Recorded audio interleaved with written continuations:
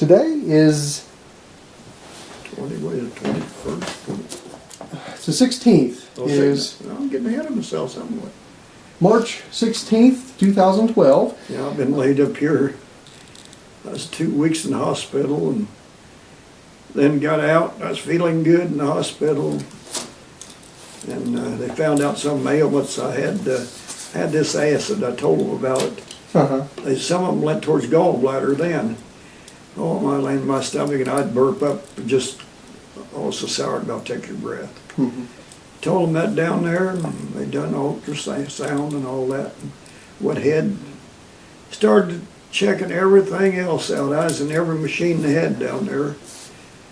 CAT scans, upper GI, nuclear, some kind of a nuclear snake scan for stomach. And I felt good. I could hop right out of a bunk and go to the bathroom. Now, if somebody stands me up, I can walk. That's a week I can go and do that. And they sent me home and give me some pills to take, and I started on them, and I've been sick ever since. I've been, well, now I'm past my stomach and my hiatal hernia. I can't get nothing up. Oh my, sometimes be sour and you can't get it up. So the only thing you do is eat something, to sweeten, to neutralize it. That's the only thing you can do. Well, what's your full name, sir? Kyle Denzel Chapman. Okay, all right. Have you ever had a nickname? What Well, do you Chappie, everybody had a nickname, Chappie. Usually we played ball and so on. That's what they usually called me. Okay, all right. Where were you born and raised, sir? Right over here. I was delivered by our county health doctor with Dr. Kemper. He lived in the doctor's house over Lost Creek. Across the creek, there's always been a doctor lived in the house. Last one was Dr. Leffenbrew. He was a bone specialist, and he moved to Canaan Valley to a condo. A couple of years ago, he retired. So right here in Johnstown. Right here in Johnstown. This was a boom town back then. You wouldn't know it now, but every evening they would play volleyball, and they had a good, had the champion in the league here in the girls softball back in, that'd be, let's see, my sister played, she started first base 15 years old. She's 3 years, she'd be, or 4 years, she'd be 85 where she's living. And they had the championship here in the league 2 or 3 years, and had a fine baseball team way back then, the old man. Played volleyball every evening. Sunday they'd be 4 and 5 teams. Winners play losers play. Elimination all afternoon. 2 stores, be a crowd around the stores till 9, 10 o'clock every night. Now you see a dim light of television, you go through all you ever see, maybe one window. But there were a full roller mill here. They could make white flour. You knew the burrs, what went in came out, the burrs. But they had French cleaners upstairs, and the sawmill joint run steam boiler. And they could make white flour.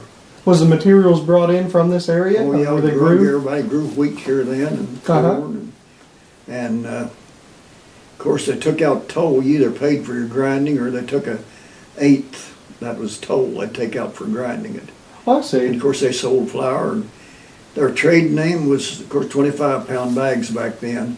White Daisy flour, B.M. Queen and Sons, full roller mill, Johnstown, West Virginia. Burnt up every one of those bags. There's not a one I know in existence. There were a lot of them. There's in the old bins though. Well, we bought the mill. My dad bought the lot, and he bought it in, let's see, 47, I reckon it was.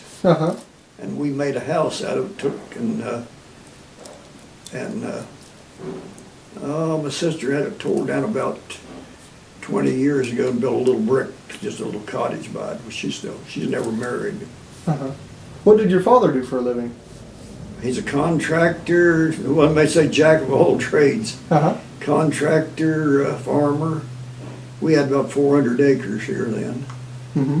And I still would give the boys the home farm. And One farm going to Lost Creek I sold, it was all clean like this, and now it's respectable. Deer couldn't stay in it.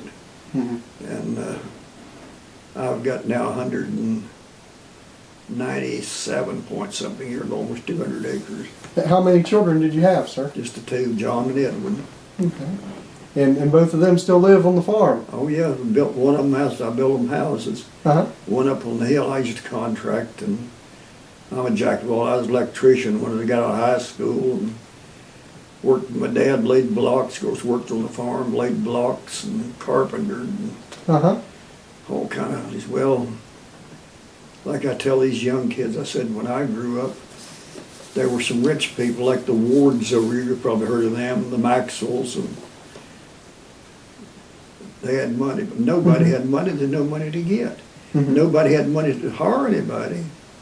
I know that these old men worked with Dad the later years on the farm. They said when they was boys, they from a big family. I think it's 6 or 7 boys. There's 10 or 12 kids. Uh-huh. And they said they'd come down and sit on the store porch and wait, hoping somebody come along and need a hand for working hay or something. Noon come, they'd walk back home and didn't get nothing. And back, my dad contracted a big, over here on the Maxwell farm, a big, that was in 35 and 36, a tract of virgin timber. Mm-hmm. And men pulling crosscut saws and swinging axes. He got a sawmill, of course, contracted on one side, and after the timbered that side, they moved the mill to the other side of the valley. Mm-hmm. And men would walk every day up there begging for a job, $1.50 a day for 10 hours, pulling a crosscut saw. Uh-huh. They'd farm, they'd get maybe 50 or 75 cents a day and maybe get a meal with it. You know, men every day would walk up there begging for a job, $1.50 a day. And they'd work back then. They ain't like these people anymore. Uh-huh. But they'd work in. So you guys grew a garden too? Oh Pretty big yes, garden? we always had a big potato patch and had a garden, and well, we lived off the land. Mm-hmm. Did you do a lot of canning? Oh yes, put out a big garden, can, pick berries and everything, and take eggs. We had chickens, and take your eggs to the store and trade them for your essentials, coffee and sugar, what you had to have, what you didn't dig out of the ground. Mm-hmm. That's what you bought. And like I told Charlie, oh shoot, can't think of his name. He got killed in Iraq. He worked with these big gas companies. Charlie Casto. Sylvie retired a couple of years ago from Kroger. She worked there for years. And I love salt fish. You can't get them anymore. Mm-hmm. Lake herring. Mm-hmm. They were 3 pounds for a quarter. That's the standard price. Trade eggs for them. Mm-hmm. And my dad built the store at Peeltree. It just tore down recently. He built that store for Chris's. It was really a landmark. And the Chris's and the Wards and the Trimbles over there had money. And he was fortunate enough, spring of the year, he'd wonder where he's going to get his next dollar from. And they'd send word over they needed some wallpapering or painting or something done, carpenter work. And this road wasn't paved then, and he'd walk on Sunday evening over Route 20 and hitchhike up to Peeltree, which is a mile and a half maybe, and would stay with them where he's working. On Saturday evening, the store wouldn't close about 9. He'd loaf around Saturday evening, and someone would bring him down. It's 3 miles, and he'd walk home. Then go back on Sunday evening. Fortunate, to get them few dollars. Did you have any brothers or sisters? I had a sister. She died before she would never retire. She worked for the postal department for about 40 years. And she started the postal store, which are closing on Bridgeport Hill. She's the first one transferred up there to run that. I see. Okay. And she was 4 years, she was like about 2 weeks, maybe 4 years older than me. You said you attended school, at least first off, here in a one-room school, Yeah, right? right about a half mile up the road in Johnstown. Uh-huh. It's been made into a house now. Okay, oh, it's still in existence. Someone lives in it. Yeah, guy works, he lives by himself now, works for that, airplane place down in Bridgeport Hill. He travels a lot, he goes to China and all over, he's going a lot. Uh-huh. Guy by the name of Golden. Okay, all right. So have you always remained connected to this area? I mean, other than your time in the military? Yes, I've always been here. Okay. I came back, I don't know why, I would have stayed in the Navy, but after getting the deal we got, I decided to get out. Okay. Did you enlist in the military, or were you drafted? I was going to be drafted, and the lady down here, she was an OP at a rationing board during the war. And over tars and gasoline, our name wasn't very well. Her dad had some toe-to-toe discussions over tars and gasoline for farm stuff. So she was head of the draft board when I come back, and I had farm stuff I had to get rid of. You know, I could have got deferred. I didn't have to go. I went down, and first thing she started wasn't too friendly, and I said, I just want to know when I'm going to have to go. And she said, well, young man, I'll just tell you, I'm going to have you in the first call. I said, oh, no. So I went down and enlisted in the Navy. I would have left that night. I'd never come home, but I had to go down to the courthouse, get a copy of birth certificate to prove I was past 18, which I was 20. And they had it in the wrong year. It had to be born in 1930 instead of 29. So they would, I said, make one. No, they couldn't do it. So I had to come get my birth certificate and take it. I left that night for the next week. I got the call for the Army. She was honest about it. She was truthful. She was first draft. So I was already in Great Lakes in training. Well, training then was, normally boot camp was 14 weeks.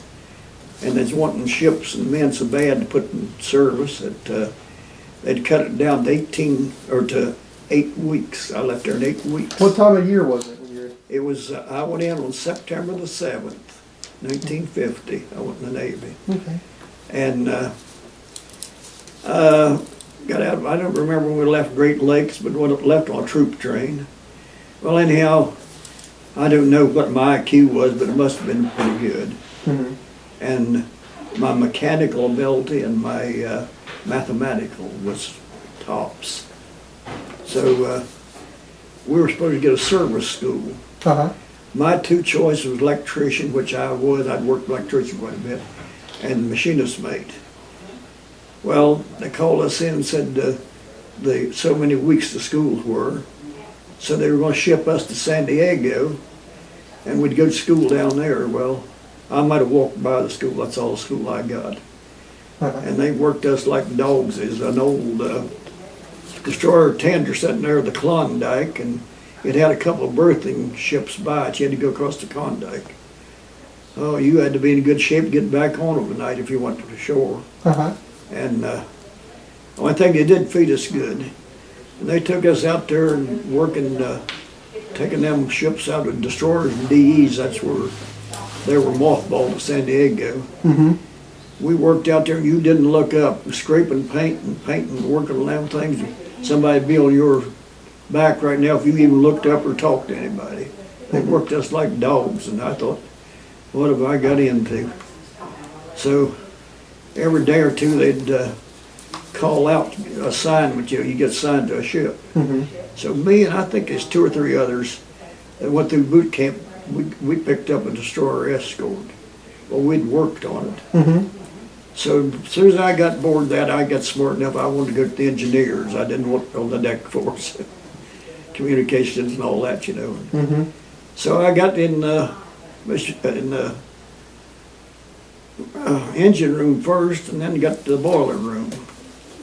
And I always had not bragging or anything, but mechanically, I was always mechanically inclined. I could work on machinery. I was just a kid. So you helped out on the farm repairing things and yeah, whatnot? I got a lot of experience. I was an electrician too. I learned that trade when I was only about 16. I ward REA was going up these hollers and building new lines, and I contracted to build all the houses up all these hollers I ward. Yeah.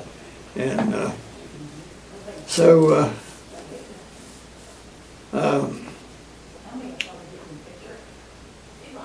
we got assigned to the DE, and I never seen a school. We got started on escort duty Uh-huh.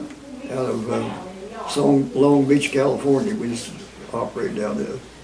So I was only on that ship, 7 or 8 months, and I got transferred to Seattle, 19th or 13th Naval District, Seattle, aboard another destroyer escort. Uh-huh. Well, we done patrol. We was in Alaska up and down the Inland Passage, and well, I'll start from there if you want to hear. Okay. We were coming back from Alaska and docked it. Well, we didn't have enough seniority. We'd have to go down to Tacoma, on down Puget Sound, Tacoma, little Navy base where we docked all the time. Uh-huh. That's down 12 or 14 miles down south of towards Olympia from Tacoma, or from Seattle. And I took leave and come home. And I got back a day earlier, and my leave was up. When I went aboard, the DE only has about 100, just a little over 100, and about 6 officers. Uh-huh. And the quarterdeck watch said,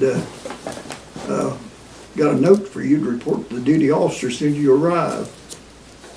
So I went up, and I don't recall the lieutenant's name of duty, and he started kidding me. What have you been into? And Uh-huh. Naval Intelligence is on after you. So he pointed out the building, report over there. So I went over and told him who it was, and this Naval Intelligence officer, and he said, after this, everything that comes out of here is confidential. You discuss it with no one. Mm-hmm. So I went over town and run on my buddy, and he said, they've been looking for you. He said, I was over 2 weeks ago. They're waiting for you to get back, Naval Intelligence. I said, yeah, I just come from there. So the next day they called us over, and they took mug shots and a few questions. This is confidential. Don't talk to no one. And a few days, 2 or 3 days, they called us over. And he had a portfolio about that thick. Mm-hmm. He started out, your name is Kyle Denzel Chapman, your father's name, your mother's name, is that right? He knew more about me, my teachers in school, my friends, my grades. Uh-huh. Every little, that right. Things I'd forgot. Uh-huh. This is strictly confidential. So, a couple of 3 days, we got called over, and they said, we're transferring you sealed orders to, let's see, he was a commander, somebody, Naval Intelligence in Vallejo, California. We'll give you 9 days travel time. We'll give you, well, it was actually it's false. If you got, if Shore Patrol checked you about was you on leave or not. Mm-hmm. And we got down there about a day early, and yeah, you could draw a dead horse. That's an advance pay if you needed it. Mm-hmm. That's what it's called in the military, a dead horse. Oh, I've never heard that. Yeah, and so we reported in a day early, and so he took us, said, be here 900 every morning, muster here, and he gives passes for chow, passes to go out every night. Pointed down to barracks, said go down there and set up. We went down barracks bunks. We drug a couple up by the head. That's that's a latrine or bathroom. Mm-hmm. We grew up nearby. And next day we got another member or two in, and I don't recall how many on our crew. We had about 30 some, but we had about half of them there. One morning, say we're going to take you to your new home. So they took us down to Hunters Point, that's South San Francisco Navy Yard, Mm-hmm. and they had these 2 old Liberty ships. That bay then was sitting full of them. San Francisco, them where Kaiser built, where Rosie the Riveter became famous on. Uh-huh. They'd either rivet or weld about that far, or rivet about that far up and then caulk them. They leaked like sieves, and their water trickling run down inside them. Uh-huh. And put millions of dollars worth of scientific gear on there. You had to have top priority to get in there. And we moved aboard that, and a few guys kept coming. And I know this Harner, we're the only two of the 7 engineers living. He lives out in New Oxford, Pennsylvania. And we got together after about 40-some years. We separated. We Found each other. yeah, about a couple of times we visited. Well, his wife passed away a while back, but they weren't able to travel, so we'd go up and spend a couple of days with them about every fall and spring. Mm-hmm. And so I knew when he came aboard, he was a second-class machinist mate, Mm-hmm. and he was an athlete. He's a ball pitcher, and he's 6'7", and he was a good athlete, basketball, and he played at Norfolk on the teams. And his weekend off, he had Liberty, but the coach said, your rotation to pitch this Saturday. He said, I won't be here, and he wasn't, so he got thrown off the team and went on the police force there at Norfolk. Mm-hmm. Well, I don't know, what he says, you don't know why on his IQ. Mm-hmm. He come aboard, and I know we had 4 officers, captain, exec, and another officer, and Mm-hmm. Krogstad was he was a German chief warrant. He was a heck of a nice guy, and he was the chief engineer. Well, I had a lot of dealings with him because I was the oil king on the ship. You're in charge of the fueling, in charge of the water, the water well on boilers like them things. It didn't matter, you could use salt water, but on our high pressure steam boilers, you had to keep the neutral water down neutral and the salt down less than half a grain, or you just burn the tube right out. Yeah. And you're in charge of, this is list, this is trim, and fueling, detail, and everything. Best job in the Navy, really. So I don't know why my 2 buddies, first class come off of the first ship I was on, he become one of our crew, and my buddy and me. Uh-huh. And they recommended that I was experienced oil king. Both of them had been. They give me the best job on the ship. Huh. But anyhow, this ship was the YAG-39. It was a 640-foot transport. Uh-huh. We were sailing under a yard craft. That takes in your tugs, your oil, your fueling barges, fire barges, stuff. Well, all your yard craft. Mm-hmm. We were sailing that big ship under a YAG, and it was more sophisticated. And we had a backup in case we lost it, the YAG-40. And like I say, the old Liberty ships is a 10-cent ship and millions of dollars. You'd be working there. Son, where are you from? West Virginia. Well, I met Dr. So-and-so, so-and-so, signs of some kind. Mm-hmm. They were just putting that gear on there. We didn't have the savvy to know a lot of stuff we were carrying, but that was the first washdown system on Navy ships, which they all have now. And we were carrying 3 big GM diesels with pumps on them, number 4 hold. And we had an airplane, Air Force. We never got to meet it. We knew him a name. Mm-hmm. That took over remote control. Like them diesels, they'd recirculate the water, but whenever it got ready to wash down, they had a remote valve where they could start the wash down. Mm-hmm. And we had, they put automatic Hagen control in this boiler that controls the water level in the boiler with those 2 boilers. And the air control, the draft control. And we had, I think it was 7 speeds there, where they could, from the plane, they could, well, about 10 knots was top speed for that old antique. It had, we were all turbines, steam turbines. Here, this thing had a 3-stage piston engine, them old antique ships had. And that was new to all of us, but when we went aboard that ship, they said, you're engineers. Of course, we had some peons, lower rate guys, but we was all higher rank guy. Well, I was second class when aboard, but shortly after I'd take the exam and all, I made first class boiler. I was a boiler tender. Uh-huh. When you come aboard here, you're an engineer. Anything you don't know, you better learn. Well, I'd been around the turbines enough, and I knew the whole steam cycle. And I'd been an electrician, and I had no problem, which most guys didn't. But I knew this Horner, when he came aboard from Norfolk, the chief engineer asked him, "What ship did you come from?" "Sir, I've never been on a ship." "Oh my gosh, you're the second one I've got that's never been aboard a ship."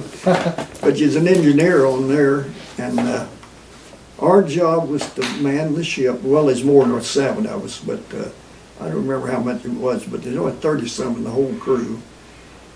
And our job was to put the ship in position, and it went into remote control, and we were the last 7 to abandon ship. And I don't know how many people like it very well, but that bomb was supposed to come down, the first hydrogen bomb. Can you imagine 2 half a megaton bombs, atmospheric level, 2 cities in Japan? Mm-hmm. This, they told us, would be estimated as 5 megaton hydrogen, which is more powerful. It turned out to be over 15 megaton, and we were under it. I know that night they cut us down to 7 engineers, took the rest of them off. Uh-huh. It was supposed to go the next morning at a certain time, out for 600 or something. Well, the atmosphere, the next one up over the atmosphere, Mm-hmm. the wind conditions wasn't right up there. It'd be a disaster. So the next morning they got anxious, they was going to go regardless. The ocean was running 8 and 10 foot waves, and we had a 50-foot cargo net hung over the side, and the motor wheel boat, they're a 24-foot boat, that's standard in the Navy, with a little engine. They come over to pick us up, and hanging down there at the end of a 50-foot cargo net, and that old ship would roll this way. You was looking down there at the running lights, looked like 50 feet down there. Mm-hmm. Roll back, and the boat would come up, looked like it was almost up to you. And that was the time to let loose. And we got in the boat, and I know this Horner's pretty wetty, and of course we had our little lights on our life jackets, and Uh-huh. 2 running lights, and we had 3 flares. And them guys, we was out there bouncing 8 and 10 foot wave water, and they'll come to clear over the boat. And here come the tug, the Manila, it come searchlights on the water. They just picked us up in their davits. It wasn't too long before counting down. And they fed us, and we had nothing to go up to the galley, scrounge up a little bit of food that extra day. We was on there at 7, and coffee, that's all we had. And we got something to eat, and they told everybody, of course, the crew on the tug, seagoing tug, there's below, but everybody topside. When the countdown started, hold on to something, put your goggles on, put your arm over your shirt sleeve down your eye, over your eye, and turn your back and shut your eyes Mm-hmm. until the fireball bursted. Then we could look. And this sounds far-fetched, but with your shirt, with your goggles on, your shirt sleeve down, and your hands over your eyes, it looked like an X-ray. It looked like you see the wounds in your arm. It was so bright, and the heat was, oh my land, just scorching. And when they told us we could look, we was less than 50 miles from it. Mm-hmm. I did have a map, and I can't find it where all the ship's positions was. But fireball, and then directly it started to mushroom. We was under it. And immediately it become classified information. We'd seen too much and known too much. Classified, you couldn't talk about it to anyone. You're subject to be court-martialed under military, although you're a civilian. Till it was, I think it was over 30 years, but them dates in there, I think it was. It was classified. I couldn't have told you nothing. Mm-hmm. Now, what, I got to think, what if you went to a doctor, some illness, and might attributed that, but you couldn't tell them that. And it was top secret for that many years, didn't become declassified. Yes. And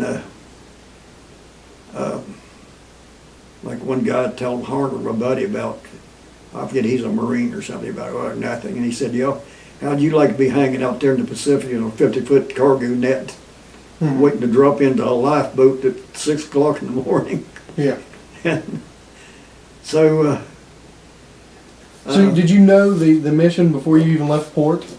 well, we found out that operation, I don't know, have you ever watched any of the National Geographic? 'Cause I've seen 2 or 3 good ones on there. Uh-huh. See, Uncle Sam took the Marshall Islands in 1946 moved the people down, I forget what chain of islands was, healthiest people in the world. They lived on tropical fruit and fish. Heart disease is almost unheard of. Down there, they started giving them commodities like they used to give out.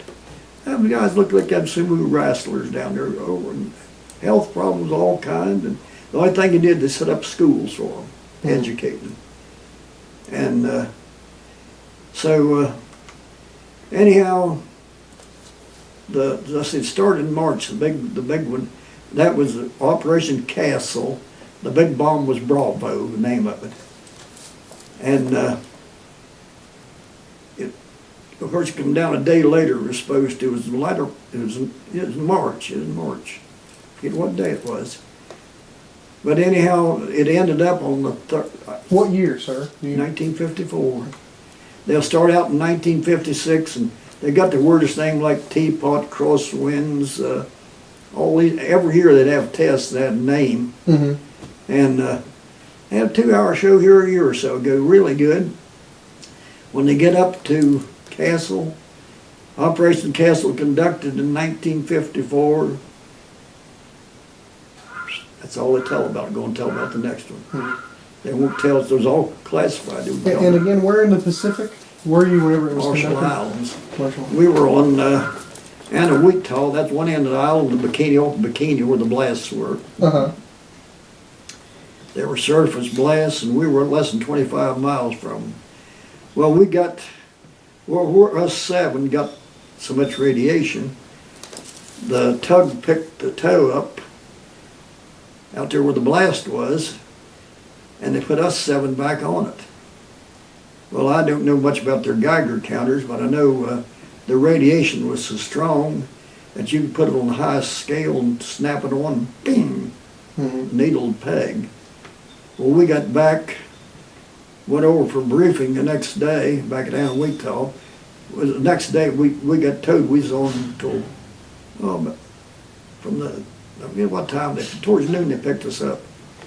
The next afternoon we got back over down to Weetall, tied up to a buoy, and went over to the main side, briefing, and there's a portable if you want that one, if you want. She's got it.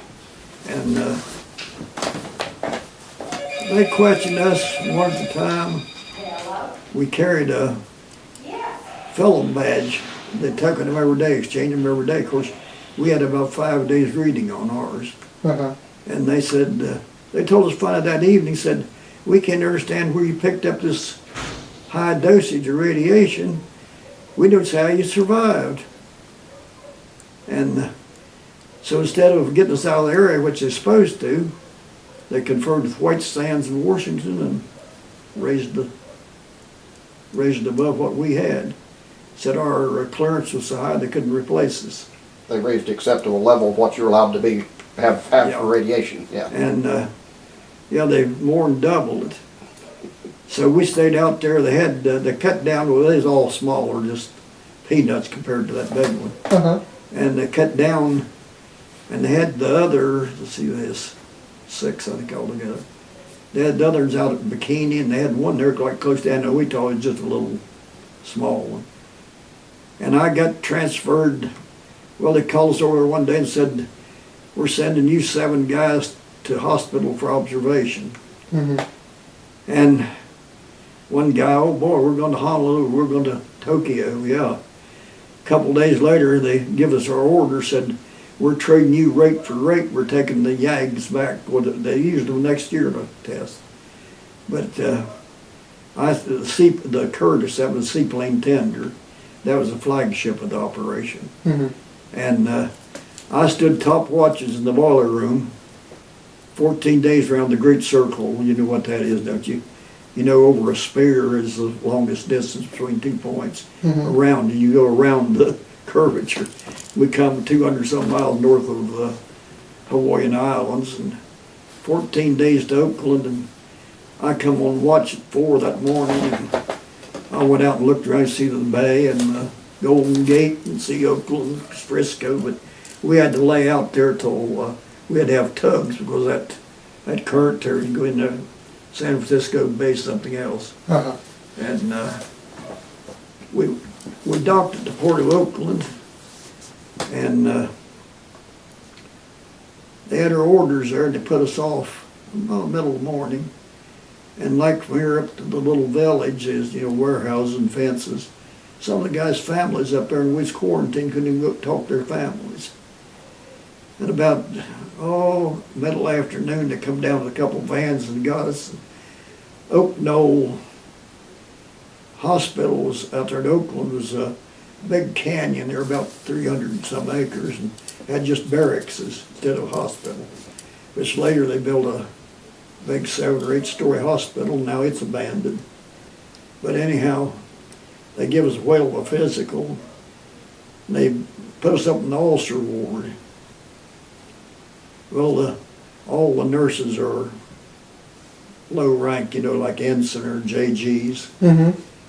This one come on at 4 o'clock, come out there. I was the first one next to the nursing stand, and had a little cup with a couple pills and a shot glass of medicine, trying to give me medicine. Mm-hmm. Well, I wouldn't refused it, and she had the whole lights on, had everybody woke up, and she called the ward doctor. He said, I don't even know who you're talking about. I'll be out at 7 o'clock. Uh-huh. I don't know what you're talking about. Guys out there. So you were unaware of these repercussions when you went on the mission. You had no idea that there was going to be so much involved afterwards. No. Although we didn't know where we was going after we got this ship was slow. About, if you had a current tail, when you might get 11 knots out of that old antique piston engines. And I forget how many days was going to, we docked over in Pearl Harbor. And luckily we got dockside down there next to where the destroyer docks, dry docks were. We got dockside.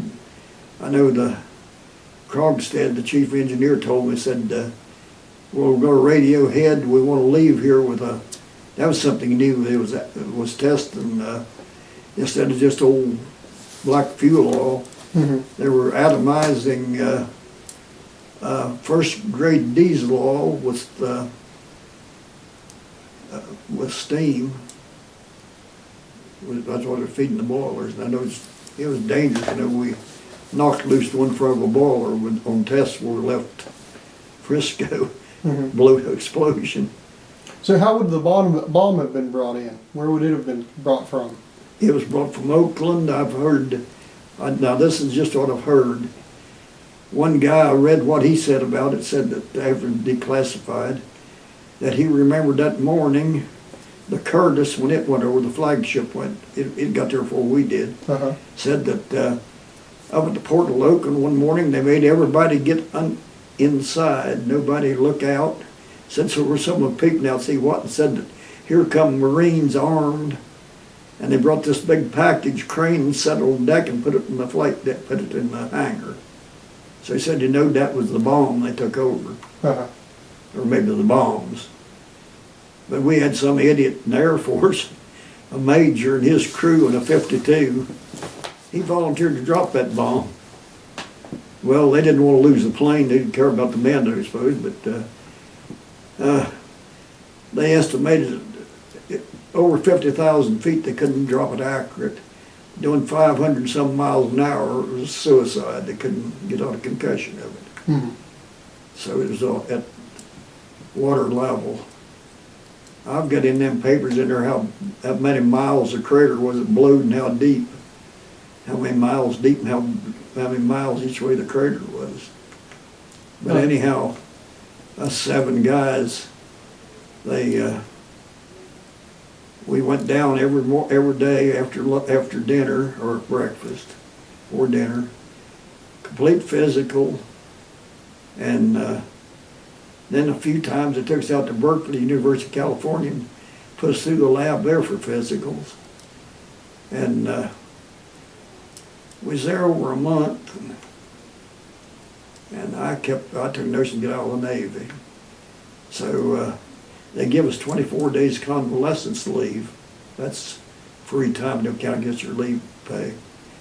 And everybody signed up for it but me. I ended up seeing a psychiatrist. Mm-hmm. I suspicion went down there. He started out talking, do you have a family? Yeah, where are you from? All that. What's your relationship with your family? And so on and so on. He said, well, you know, that's free leave. They're giving you 24 days. Why didn't you take it? I said, well, it's like this. Whenever I go back to West Virginia, I'm going back as a civilian. Mm-hmm. I'm not going back across there and then come back and then go back, because I'm getting out of this outfit. Oh, I see. Uh-huh. It's psychiatrist. So I stayed there. My buddies got back, and I griped every morning. The doctor, he come by often. I said, Lieutenant Commander, he come up, clipboard like that, like he's gonna walk by me, and I started griping. Uh-huh. So one morning he said, I got news for you. Said, get packed up. Said, we'll have a transportation here at a certain time. We're sending you over to Treasure Island for discharge. And I said, that is good news. Mm-hmm. So they sent me over to Treasure Island. They couldn't discharge me. All my papers were gone. So they come up finally after a while with, they discharged me. But then mine was with the rest of them. I lost my original birth certificate. When I become or you're shelled back to across the equator and then become what is it? King Neptune's, Pollywog. no, you're, whatever it is, can't think of the name now. Mm-hmm. Lost that certificate, which it didn't mean anything really. But anyhow, I don't know how many weeks it was over before I got discharged. But they give me a discharge. And it's a funny thing though, here's what's strange. It was in, August, I reckon I was home on leave. I go back and got transferred to this outfit. And 8 months later, the 23rd of June, I got transferred to the Curtis. Come back, was the first ship to come back, Mm-hmm. a flagship. And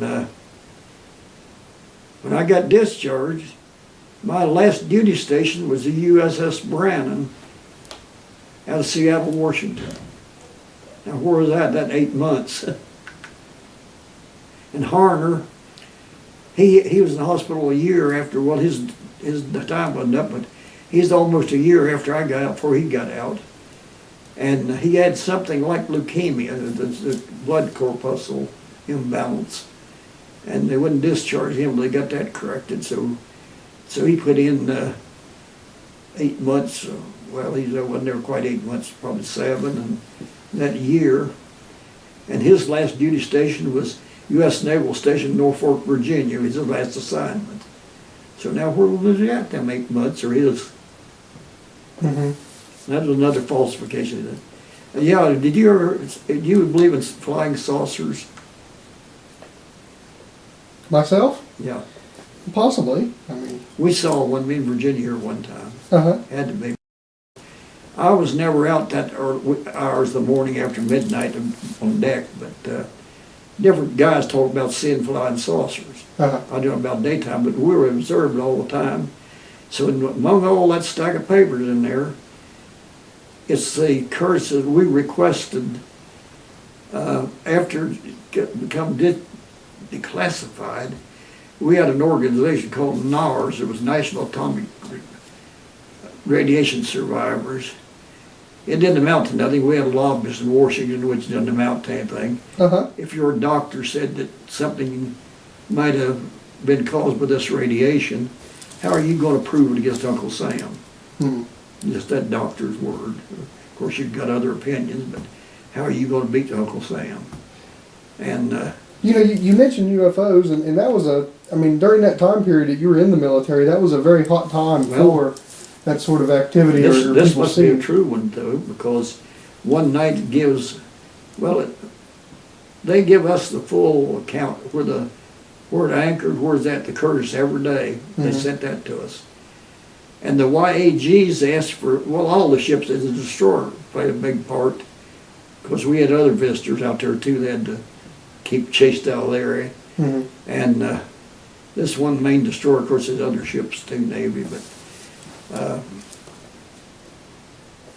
this night, but anyhow, I was going to tell you about the YAGs. Uh-huh. To their knowledge, no ships ever existed.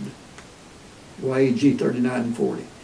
After about 6 months of calling and letters, they finally admitted and they sent, but I never got the copy. I got the copy of the 40. I knew 2 or 3 guys on it, but the 39, we never got a copy of the crews on the crew, the roster of the crew. But Mhm. but anyhow, on the Curtis, this particular night, the junior OD up at the senior officer on watch, he saw it from the wheelhouse, but outside, I think he's a lieutenant, or I forget what your rank was, and the chaplain got his testimony in there, what he's seen. Said no sound, and said the sky was, told how many thousand feet, where it couldn't have been a reflection off the sky or anything. Said that huge craft hovered over them for quite a while, no noise whatsoever. And said when it left at a very high speed. The chaplain, his testimony's in there in them papers, where he's seen it. So I reckon that ought to be pretty good. But they told their story, what they seen, which they all pretty well, the lookouts and everything. It's 3 or 4 of their testimonies, and also the chaplain's, what he's seen. But they said we was observed all the time by UFOs over there. Other guys talk where it'd be out, on watch or something, 2 or 3 o'clock in the morning, talk about seeing them. A little bit of a question that I have is, at the time after you realized what was happening and what had happened, did you feel exploited at all as a young man? No, it's never. I can remember it until like it was yesterday, Uh-huh. but it's never caused me any nightmares or anything. It's never really affected you No, it's never emotionally really too affected much. Which nothing really bothers me. I don't let nothing Uh-huh. take her down to the hospital. I've known her title was come around with a clipboard. And, do you ever feel depressed? Do you ever think about suicidal and all that stuff? She Uh-huh. up with? That's the type of questions they'd ask you? Yeah, that's some. I know what she was. Her title at the hospital, but Uh-huh. 2 or 3 times she come around and asked me that. And then here the other day they sent me a medicine for depression. Shoot, take that back. Oh. So a few of the guys that suffered a lot more ill health effects immediately than you did from the blast. But we never got no compensation of any kind. Uh-huh. And of course that was declassified, classified information.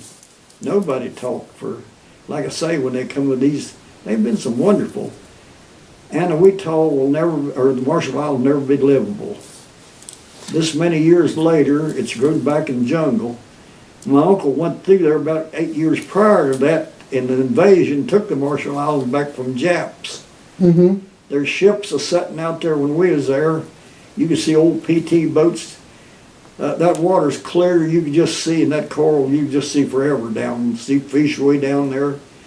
At low tide, some of these ships had shown. Some of them you'd see in the water. And I know there's an old Jap freighter set way out there on the reef. There's a hole through it. You could drove 2-lane highway through it. Uh-huh. And while we was there, it broke in two. It was a big old Jap freighter about the size of the ship we was on. And there's ships sitting around every place out there that's only about 8 years after my uncle. Mm-hmm. He was in an invasion Oh, he was through Marshall's, Bougainville, Menonel, I forget what all he was on.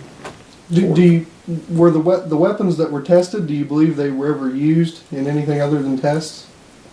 The what? The bombs that were tested, were they those type ever used?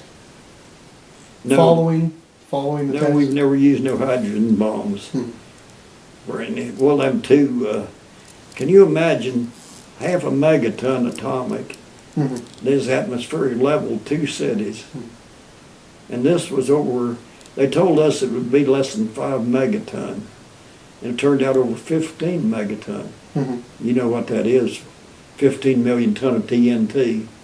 That is more energy than was used in the Second World War by all forces in one package. So these were much larger than the bombs that were used. Oh my land, 15 megaton. Hiroshima That was, well, you know, Blockbuster, a bomb that was 500 pound.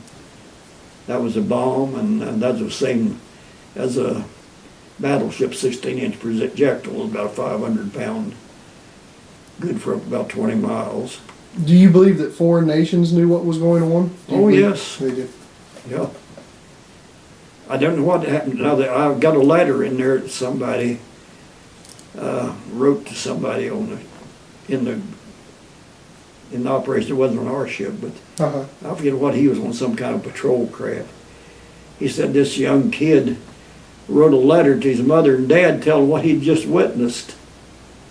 Said when they hit port, there's a couple guys come and got him and all of his gear, and they never seen him again.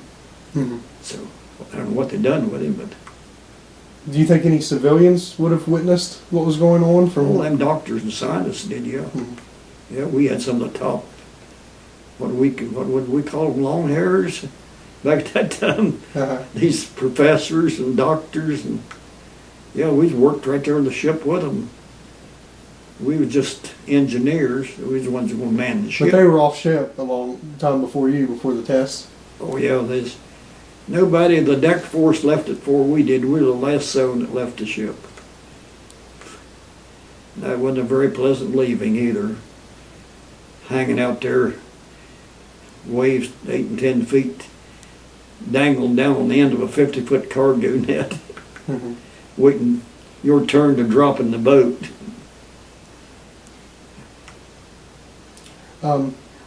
What do you personally believe the purpose of the tests were? Well, they wanted to find out what, well, they just come up, they just started using the hydrogen atom. It noted it was more powerful than what they'd been using. Well, they had tests every year from 46 when they took the island. The island is back in jungle now. When I was there, there's snags of palm trees. Fred was the island we stayed on. It was right at one of the channels that gone into this lagoon. And it was 2-something miles. They had an airstrip took the biggest part of it. I seen 52s. I seen a 36 land there with dragon chutes one time. It took the whole runway. And that was quite an experience down there. We was there for convalescence whenever we come aboard shore. There's 30-some of us. They put us right down. They had a metal building, latrine, and boardwalk, and depending on how wide the island was, sometimes 6, 7, or 8 tents. Well, at colors of evening, we all dressed Army. Handkerchiefs, socks, everything we had, Buck Rogers shorts, just like the Army, only we had a cap, more like a baseball cap with the eagle on it and a rate on the cap. You didn't dare wear that cap after colors and get out of the club. Them soldiers, the only thing, boy, you eat good out there. The Army run the mess 1/4, the Air Force, Army Air Quarter. They served 4 meals a day, tropical, it's right on the equator. And we finally got around, and we had meal passes. We'd come to the club if we felt like eating and go over and eat breakfast, and we'd lay in. I know the first morning, next row of tents in front of ours, Army, and some little lieutenant got out there, "Get out of them bunks," and you heard the replies he got. He went down and told the lieutenant commander officer. He told me you better stay away from there. He's in the wrong place.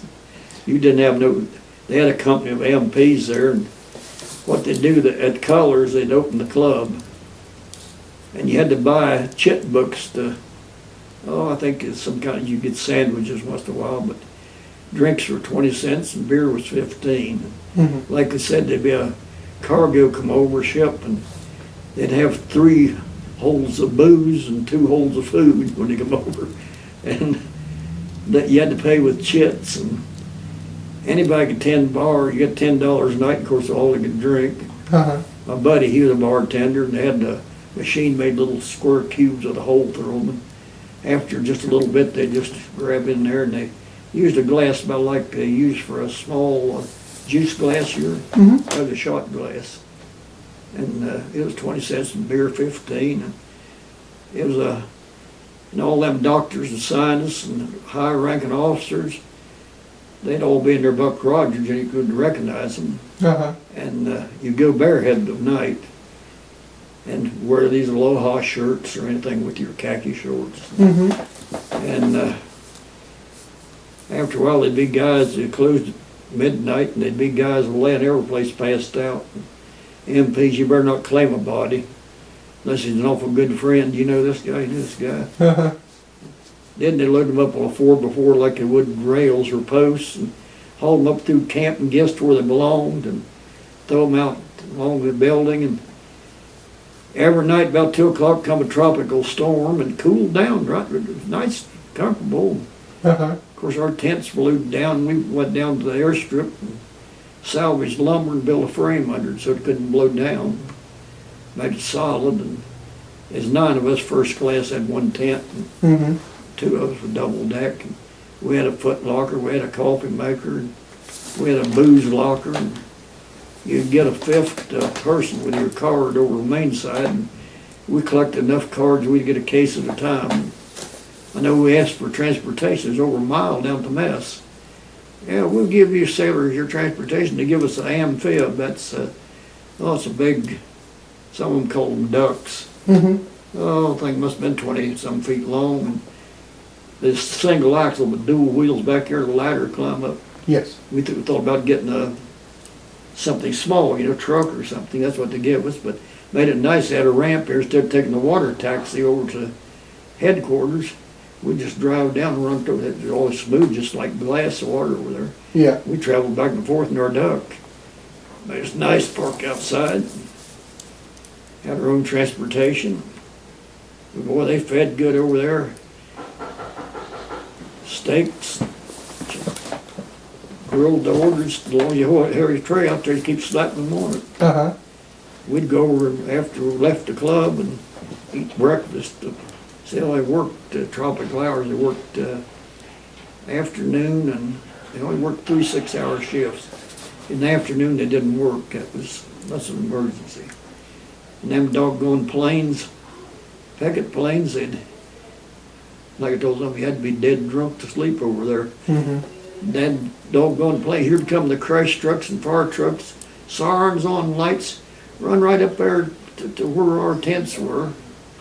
Well, just, I might say beside them. Here'd come planes that take it off. They had a lot of props in still, there's a few jet planes. Uh-huh. Here'd come the planes that taken off.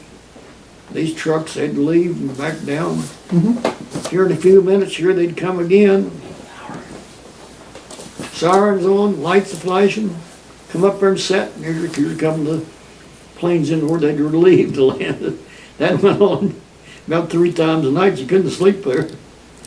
They'd actually make it vibrate to land in your bunk. You feel your Mhm. bunk vibrating up and down. At that time, there still would have been some operations. Well, there still is today. Operations going on in South Korea. But at that time, was there much talk about what was going on in Korea? No, No. we didn't get very little news. We was more or less just shut off from the rest of the world out there. Mhm. Just serving Everything was purpose. censored. We couldn't write nothing. That one kid did. He wrote to his mother and dad, but it didn't get there.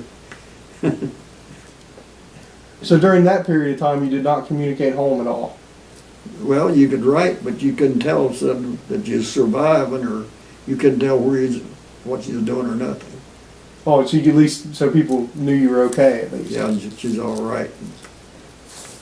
You can tell me it's in the Marshall Islands, maybe that's about all you tell them. Mm-hmm. Okay. And I figure I'm just about as lucky as some of them went the other way to Korea or Vietnam. Mhm. My chances of surviving was probably just as.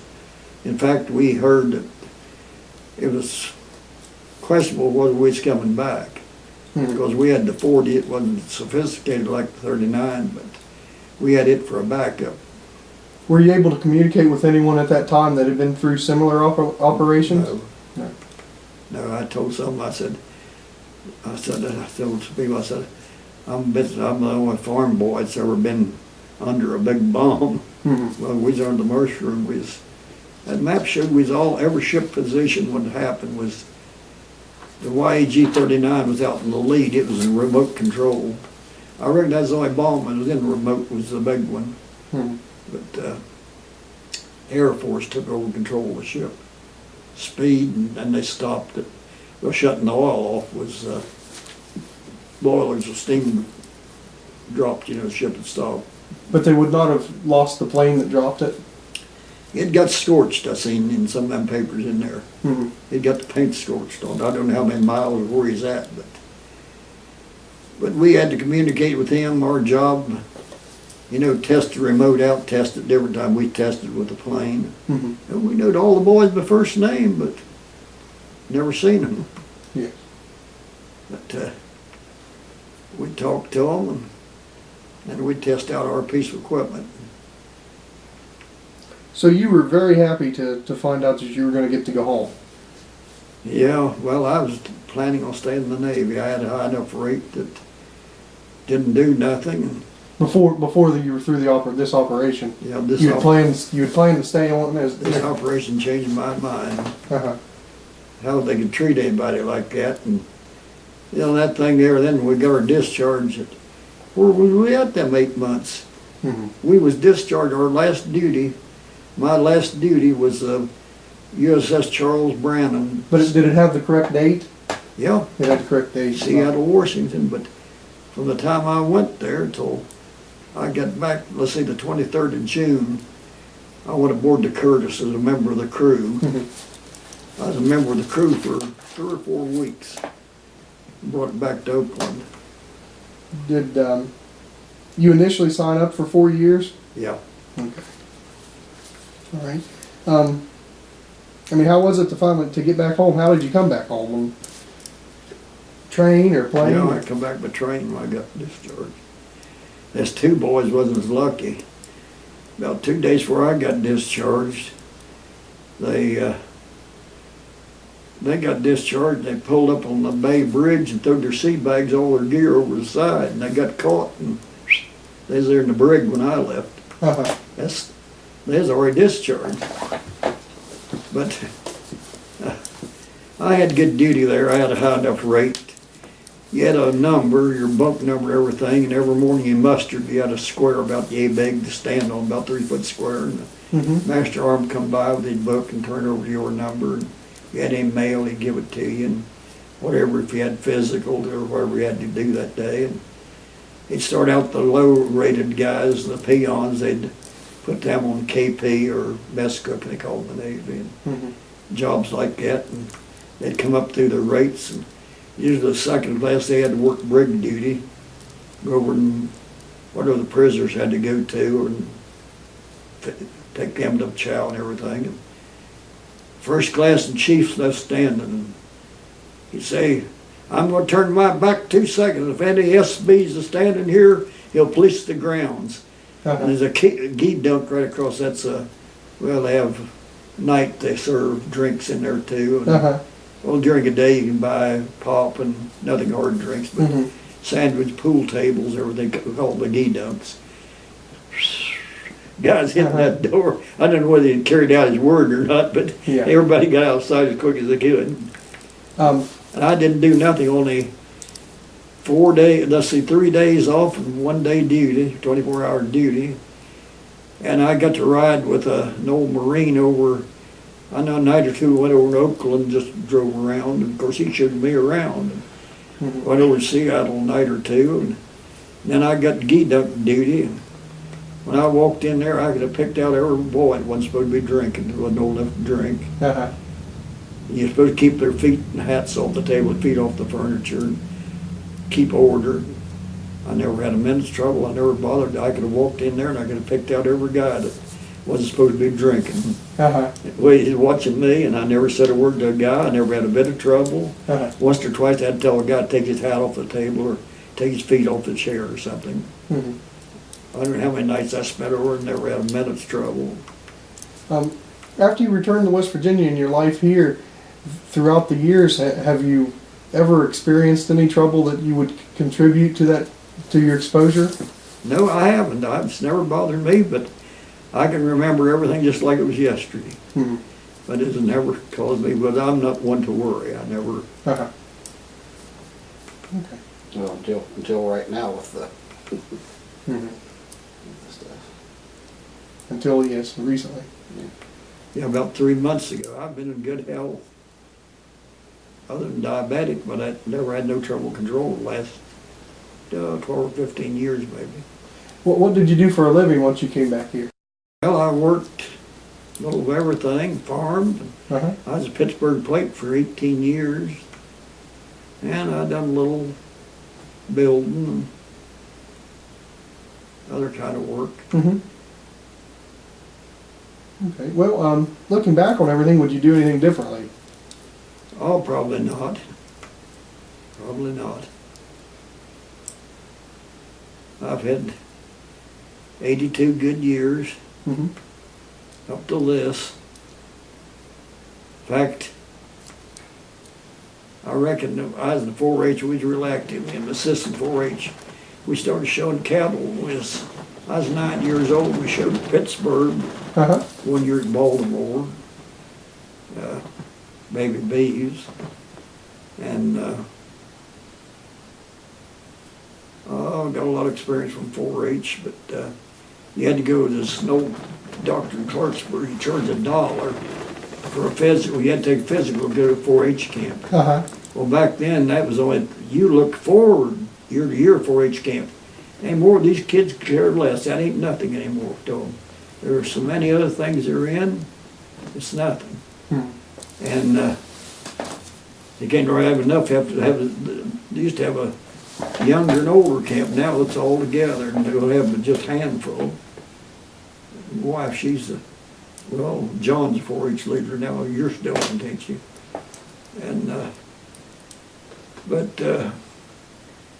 that was something to look forward to back then. That was only vacation or anything you ever knew. Uh-huh. Of course, going to Pittsburgh, that was really something too. Up there, about 3 or 4 days, cattle shows. Of course, you Jacksonville had the Jubilee, then you showed up there too. Mm-hmm. And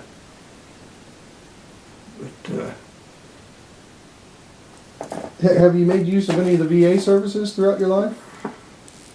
not till Reagan called me in. I shook him up down here when he was president. I got this big flat one day. The President of the United States requested you report immediately to the nearest military facility or VA hospital. Uh-huh. Fortunately, we got a VA hospital here for a physical. He signed with the Surgeon General. Uh-huh. Okay, my mother, she'd had many strokes, but her mind back was real good. Uh-huh. But she went back many generations. You could go on both sides, the age and what they died from, or anything, diseases, anything they had over the years. But she went back, I don't know how many generations. There's a questionnaire, and then the doctors, medicals supposed to fill out. Mm-hmm. Well, they always talk about shortage on funds to the VA, Yes. So I went down, that's where they built the new park. And I went down there, I think on Thursday or Friday evening or afternoon. And I went to the desk of the receptionist, and why I was there, who requested a physical? I said, well, read this paper, President of the United States. Uh-huh. And she'll come with me. She took me back to some grouchy old woman back next to the emergency. And She looked up there, what do you need? I said, I came in to get a physical. I've got the forms before filled out. Well, if it's necessary, we have our own forms. And I said, well, you better read this before you make a decision. Mm-hmm. She looked, where'd you get this? No, she was hateful. And so I said, well, apparently, lady, I got it in the mail a couple of days ago. Well, she started to give me a hard luck story. And administrator wasn't there, but the assistant was. So she took me down hall or somewhere. He was a Navy veteran and red-headed guy. And he said, where in the hell have you been? Mm-hmm. And never seen nothing like this. And I told him then what I'd been through. Yeah. So never heard tell, you're the first to never come in anything like this. And I said, probably the only one there ever been there. Yeah. And he rung immediately. The administrator's right next door. They started, well, we got an audiologist, but we got the equipment. We don't have an audiologist, but we call a group in and then call a local. We have an optometrist, or we have the equipment. We don't have an optometrist. We call a group in, but they told me you'd be here Monday morning fast and be here at 7. And they had everything for me. And I knew one or two of the head nurses. One lady at Lost Creek, she's been gone for several years now. She's one of the head nurses, and I told them, well, that guy called Reagan's got a lot of pull around here. They'd send me up my papers to certain different departments. Uh-huh. There'd be guys there, outpatients, inpatients sitting there, and they'd call me in the first one. I'd get the first one in. I said, boy, that guy called Reagan's got a lot of pull around this place. When I come out of there, I was the most perfect specimen you ever heard tell of, except some teeth. I had some teeth missing. That's the only thing I come up with. And Well, I want to thank you, sir, for taking time to do the interview.